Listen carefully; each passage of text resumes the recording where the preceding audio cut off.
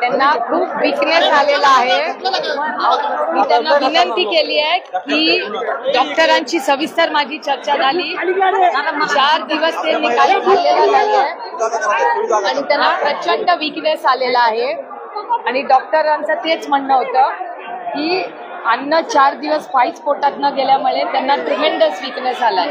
त्याच्यामुळे ते जरा त्यांना असं ड्राउझी असं फिलिंग येत आहे, म्हणजे थकल्यासारखं वाटतंय त्यांना, म्हणून त्यांना आराम करत होता। मी त्यांना म्हणत होते उठूच नका, पण सरपंचांचा आग्रह होता म्हणून 2 मिनिटं मी त्यांना म्हणले काळजी करू नका, तब्येतीची काळजी घ्या।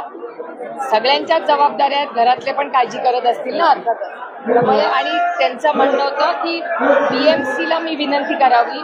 मी कालही बीएमसी कमिशनरांना कॉन्टॅक्ट केला, तर आजही त्यांची मागणी आहे की बीएमसी कमिशनरांनी थोडा या भागामध्ये स्वच्छतेचा मोठा प्रश्न येतोय। स्वच्छता, टॉयलेट, आता महाराष्ट्रातून सगळेच जे प्रेम करतात सगळ्याच लोकांनी मिळून अन्नाचा प्रश्न आता बराचसा सुटलेला आहे। त्यामुळे आता जेवणासाठी व्यवस्थित अन्न आलेलं आहे, पण त्यांचं म्हणणं असं होतं की होकार 4 लाईट्स, म्हणजे लोक अंधारात आणि पाऊसही आहे त्यामुळे 4 लाईट्स इथे असले पाहिजेत। 4 लाईट्सची मागणी आणि स्वच्छतेची मागणी ही सगळ्यात महत्वाची आहे। त्यामुळे आणि येताना आपणही पाहिलं असेल की प्रचंड अस्वच्छता आहे, तर मी आता म्युन्सिपल कमिशनरांना फोन करणार आहे आणि त्या भागामध्ये स्वच्छता आणि आलेल्यांची सोय ही टॉयलेटची पण केलेली दिसली, पण त्याच्यातही स्वच्छता आणि अन्न जे काय झालं असेल तिथे स्वच्छता लोकांना गैरसोय होता कामा नये अशी विनंती महाराष्ट्र सरकारला करावी आणि बीएमसीला करावी अशी त्यांची मागणी आहे।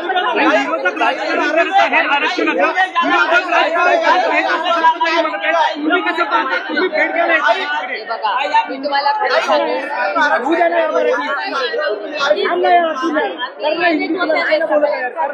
हा माननीय मुख्यमंत्र्यांपर्यंत पोहोचवण्याची नैतिक जबाबदारी आमच्या सगळ्यांची आहे। माझी हात जोडून महाराष्ट्राच्या माननीय मुख्यमंत्र्यांना आणि दोन्ही उपमुख्यमंत्र्यांना विनम्रपणे माझी विनंती आहे की सगळ्या पक्षांना बोलवा, तातडीने ऑल पार्टी मीटिंग करवा आणि त्यातून पाहिजे असेल तर लगेच 1 दिवसात अधिवेशन बोलवा आणि हा निर्णय मार्ग काढा। जर सरकारला करायचं असेल तर काय अवघड नाही करणं आणि सगळ्याच पक्षाच्या लोकांनी बघते तुम्ही तुमच्या सगळ्यांचं कव्हरेज, मी आता पण माहिती घेतली आहे सगळ्यांची, सगळेच लोक येत आहेत तिथे भेटायला, कुणाचाच विरोध नाहीये। जर कुणाचाच विरोध नसेल तर माननीय मुख्यमंत्र्यांनी तातडीने कॅबिनेटमध्ये निर्णय घ्यावा आणि गरज पडली जर काही करायचं असेल कॉन्स्टिट्यूशन अमेंडमेंट वगैरे तर तातडीने त्यांनी एक असेंब्लीला उद्या बोलवावी, काय अडचण आहे। असेंब्ली अर्जंटली बोलवून टाका, दिवसभर नाही 24 तास चर्चा करा आणि पास करून टाका, काय अडचण आहे।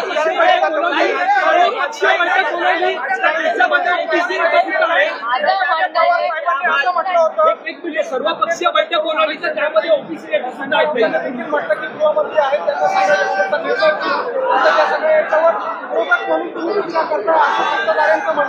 सत्ताधाऱ्यांच्या हातात आहे हे आमच्यावर टीका करायची का जे सत्तेमध्ये आहेत आणि आज जे आमच्यावर सत्ता टीका करतायत त्यांनी किती वर्ष काँग्रेसमध्ये काढली, त्यातले किती वर्ष आमच्याच बरोबर होते।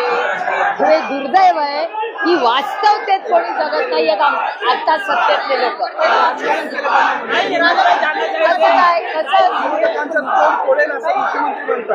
मला एक सांगा, 2018 मध्ये का कुठल्या वर्षी देवेंद्रजीच म्हणले होते ना, त्यांचं असेंब्ली मधलंच भाषण आहे ना, बरोबर आहे ना। देवेंद्र फडणवीस जी जेव्हा विरोधी पक्ष नेते होते तेव्हा त्यांचं भाषण आहे। आज 250 आमदार आहेत, 250 आमदार, काय लागतं एक चुटकी में काम जर करायचं असेल तर का नाही करू शकत। तातडीने सर्व पक्षीय मीटिंग बोलवावी, असेंब्ली बोलवावी।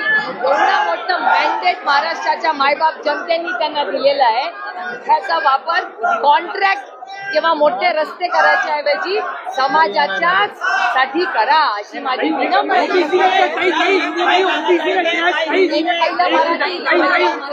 ओबीसी नेते सुद्धा या सर्वपक्षीय बैठकीमध्ये येणार आहेत. त्यामुळे ओबीसी मधलं आरक्षण हवंय त्याला ओबीसी नेते मान्यता देतील असं वाटतं.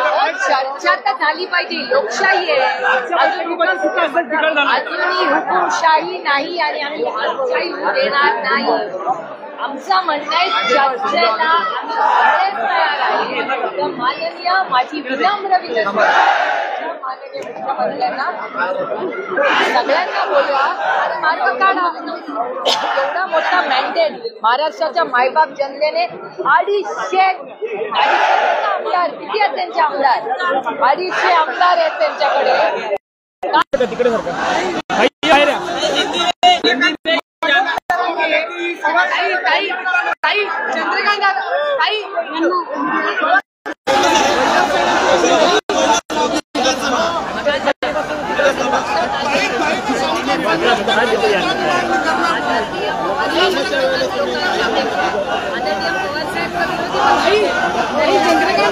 हिंदी नहीं जाता अरे मला पर्यंत मिळून देत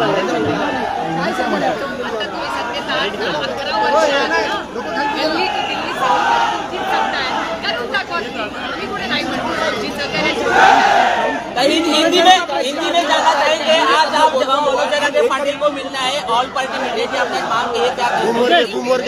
हिंदी हितेश बुमोरगे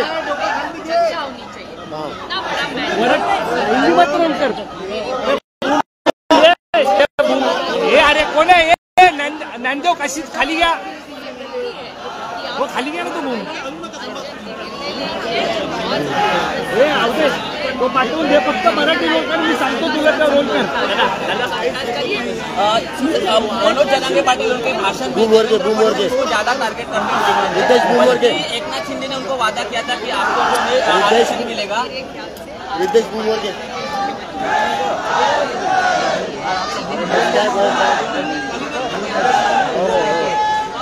इतना बड़ा मैंडेट उनको मिला, असेंबली बुलाई है और ले लीजिए निर्णय.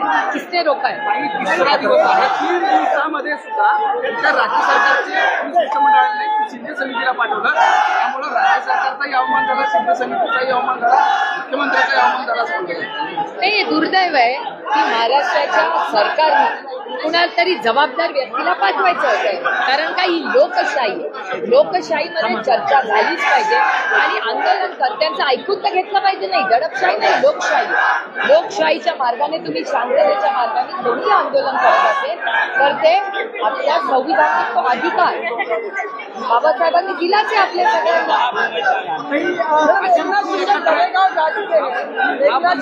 आश्वासन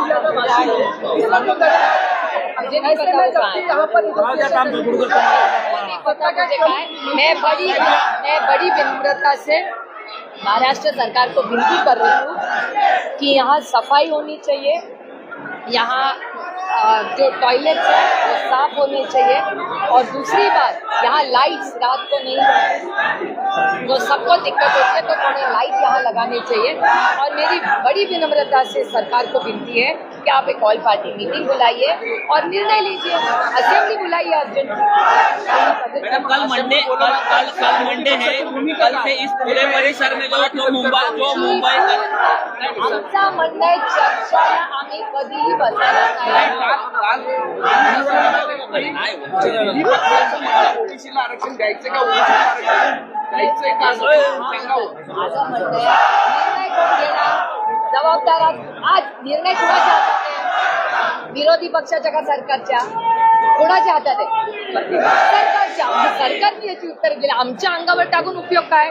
आता सत्ता मुख्यमंत्री व्हायचं आहे, सगळे पक्ष घरं फोडून झालाय ना, आता निर्णय घ्यायची वेळ आलेली आहे. आमचे पक्ष फोडले, आमची घरं फोडली ना, आता घ्या ना निर्णय. बसलाय ना ते 250 मग घ्या निर्णय.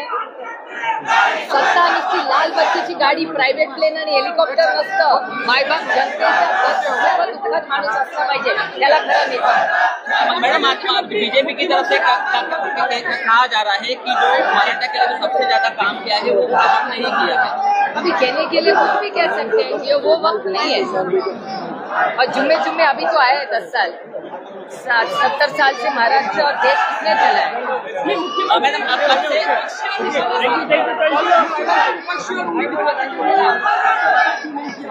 अरे बट अभी तो है ना 11 साल से, वही तो है ना, 1-2 साल से नहीं, 11 साल से गली से दिल्ली तक उन्हीं की सरकार है। अरे मैडम कल से